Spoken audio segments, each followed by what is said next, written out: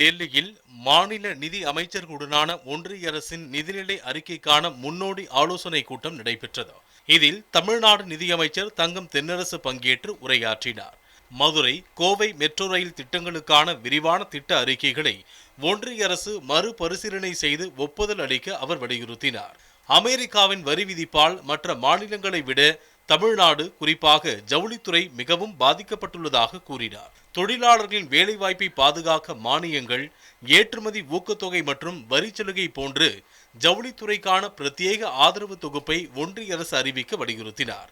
GST வரி விகிதங்களில் அண்மையில் மேற்கொண்ட சீரமைப்பு காரணமாக நடப்பு நிதியாண்டில் தமிழ்நாட்டுக்கு மட்டும் 10,000 கோடி ரூபாய் வருவாய் இழப்பு ஏற்படும் என மதிப்பிடப்பட்டுள்ளதாகவும், மாநிலங்களுக்கான வருவாய் இழப்பினை குறைக்க இழப்பீட்டு முறையை அறிமுகப்படுத்த வேண்டும் என்றும் கோரினார். உலக அளவில் பாராட்டப்பட்ட மகாத்மா காந்தி ஊரக வேலைவாய்ப்பு உறுதி திட்டத்தில் கூறப்பட்டுள்ள புதிய பங்கீட்டு முறை காரணமாக மாநிலங்களின் மீதான நிதிச்சுமை பன்மடங்கு அதிகரிக்கும் என்றும் அமைச்சர் தங்கம் தென்னரசு தெரிவித்துள்ளார்.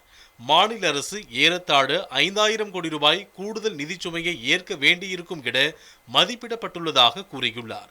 ஜல்ஜீவன் இயக்கத்தின் கீழ் 3,112 கோடி ரூபாய் மற்றும் தருமபுரி, கிருஷ்ணகிரி மாவட்டங்களில் முக்கிய திட்டமான ஒகேனக்கல் குடிநீர் விநியோக திட்டத்தில் 2,283 கோடி ரூபாயை ஒன்றிய அரசு விடுவிக்கவில்லை. 2024-25 மற்றும் 2025-26 ஆண்டுகளுக்கான ஒருங்கிணைந்த கல்வி திட்டத்தில் 3,548 கோடி ரூபாயை இன்று வரை ஒன்றிய அரசு விடுவிக்கவில்லை. இதனால் 44 லட்சம் மாணவர்களின் கல்வியையும் 2.4 லட்சம் ஆசிரியர்கள் மற்றும் பணியாளர்களின் வாழ்வாதாரத்தையும் நேரடியாக பாதித்துள்ளதாக குறிப்பிட்டுள்ளார்.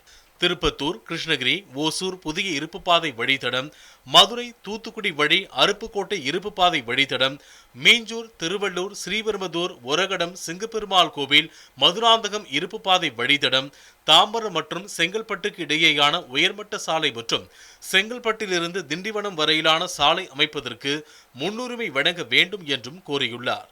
ஒன்றிய அரசின் உதவி பெறும் திட்டங்களின் கீழ் வரையறுக்கப்பட்டுள்ள செலவின விகிதங்கள் விலைவாசிக்கு ஏற்ப நீண்ட காலமாக திருத்தப்படாமல் இருப்பதால் மாநில அரசுகள் மீதான நிதிச்சுமை தொடர்ந்து அதிகரித்து வருகிறது. வரவிருக்கும் வரவு செலவு திட்டத்தில் மொத்த செலவினத்தில் குறைந்தபட்சம் 75% பங்களிப்பை வழங்க பரிசீலிக்க வேண்டும் என்று ஒன்றிய அரசின் நிதிநிலை அறிக்கைக்கான முன்னோடி ஆலோசனை கூட்டத்தில் நிதியமைச்சர் தங்கம் தென்னரசு வலியுறுத்தியுள்ளார்.